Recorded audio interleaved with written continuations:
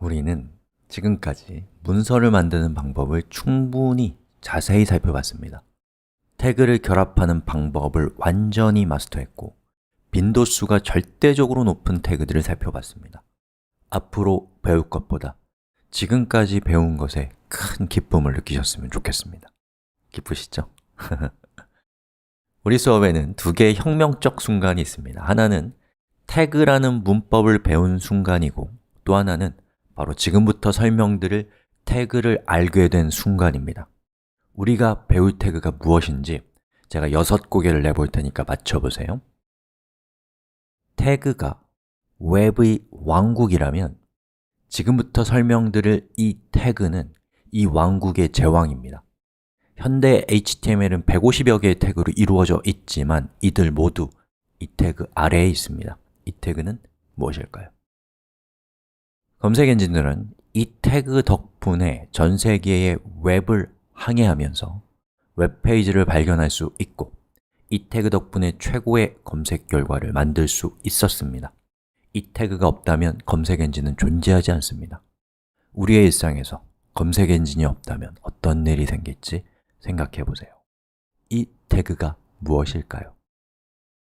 이 태그는 도시의 길과 인체 혈관과 같은 것입니다. 이 태그가 없다면 전 세계의 모든 웹페이지는 고립될 것이고 정보혁명도 시작되지 않았을 겁니다.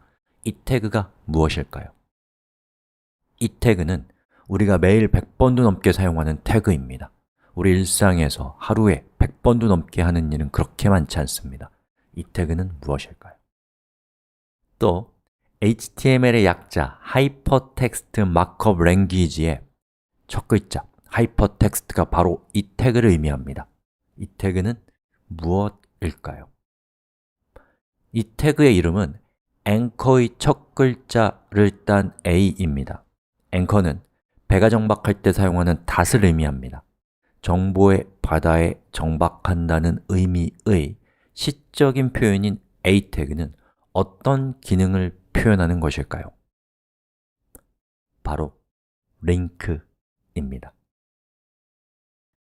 자, 지금까지 우리가 만든 웹페이지를 보니까 방금 제가 말씀드린 링크가 없네요. 그렇죠? 뭔가 좀 썰렁하지 않았었어요?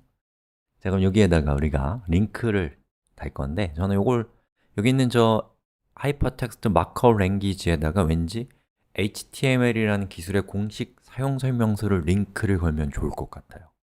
그래서 여기다가 공식 사용 설명서를 한번 링크를 걸어 보겠습니다.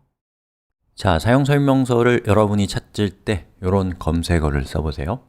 HTML specification, specification이라는 것은 한국어는 명세라고도 하는데 설명서라고 생각하시면 됩니다. 즉, HTML을 만드는 W3C라는 국제기구에서 만든 공식 설명서, 이 정도로 생각하시면 되겠습니다. 자, 그렇게 해서 찾은 문서가 이겁니다. 여기 있는 이 문서는 W3C라는 국제기구에서 운영하고 있는 문서이고요. 그리고 W3C recommendation이라고 되어 있죠. 권고안이란 뜻입니다. 왜 이름이 권고안이냐면 W3C는 직접 브라우저를 만들지 않습니다.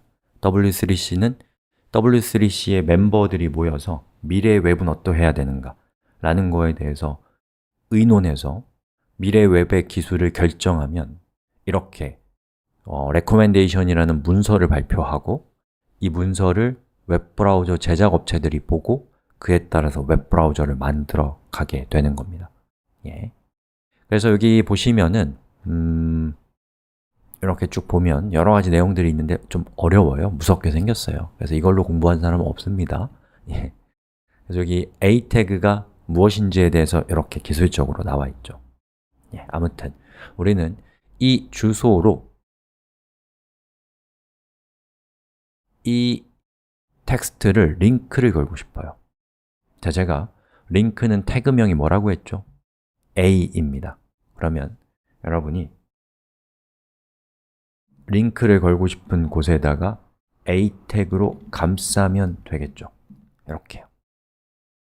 자, 그 다음에 리로드를 해보면 링크가 걸리나요? 안 걸리죠. 왜요? 정보가 부족합니다. 이 링크가 어디에 앵커를 내려야 될지에 대한 정보가 부족합니다. 그래서 전 여기 있는 이 주소를 복사해서 여기로 가져온 다음에 여기다가 속성을 적는데 하이퍼텍스트가 링크라고 제가 말씀드렸죠. 그 첫 글자 H 그리고 웹브라우저한테 웹브라우저야 이 링크는 이 값을 참조해 라고 할 때 참조, 영어로 reference인데 그 중에 세 글자 ref입니다. 는 여기에다가 이렇게 붙여넣기 하시면 됩니다. 자, 리로드 한번 해볼게요. 짜잔! 링크가 걸렸고 클릭했을 때 W3C의 HTML5 스페시피케이션으로 이동하는 것을 볼 수가 있습니다. 자, 뒤로 돌아와서요. 그리고 만약에 클릭했을 때 새 탭이 열리게 하고 싶다. 그러면 여러분 사용 설명서를 보고 알아내면 되겠죠.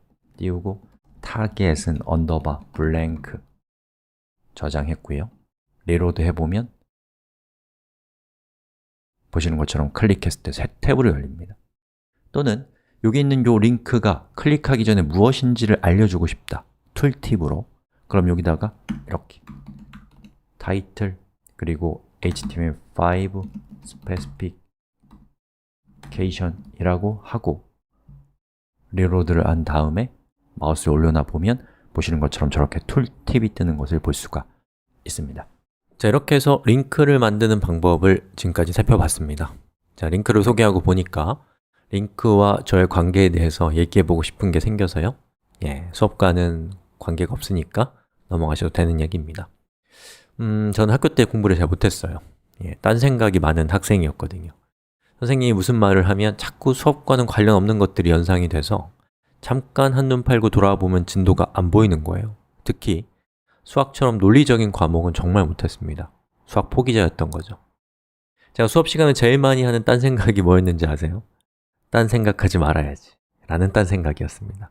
저는 그것이 그냥 제 결함이라고 생각했었어요. 누구도 저에게 그렇게 얘기는 하지 않았지만 저 스스로 나는 공부를 못하는 사람이고 공부를 싫어하는 사람이라고 믿게 됐죠. 왜냐하면 성적표가 그 움직일 수 없는 증거였으니까요. 그렇게 저는 고등학교를 졸업했습니다. 그리고 곧 웹이 뜬다는 소문이 들기 시작했어요. 얼마 후에 집집마다 웹을 쓰기 위해서 인터넷을 도입하기 시작했고요. 그때부터 저는 링크를 통해서 제가 필요한 정보를 탐험하기 시작했습니다. 정신없이 링크를 따라가다 보면 정말 많은 것을 알게 되더라고요.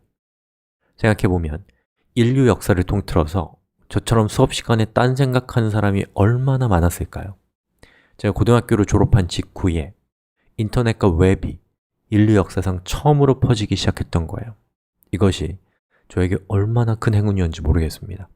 시대가 저를 조금만 비껴갔다고 해도 저는 완전히 다른 인생을 살고 있었겠죠. 처음엔 링크를 따라 여행하는 웹서핑을 공부라고 생각하진 않았지만 이제는 그것이 진정한 공부라고 생각하고 있어요. 또 나는 공부를 좋아하는 사람이 되었다는 것도 알게 됐고요.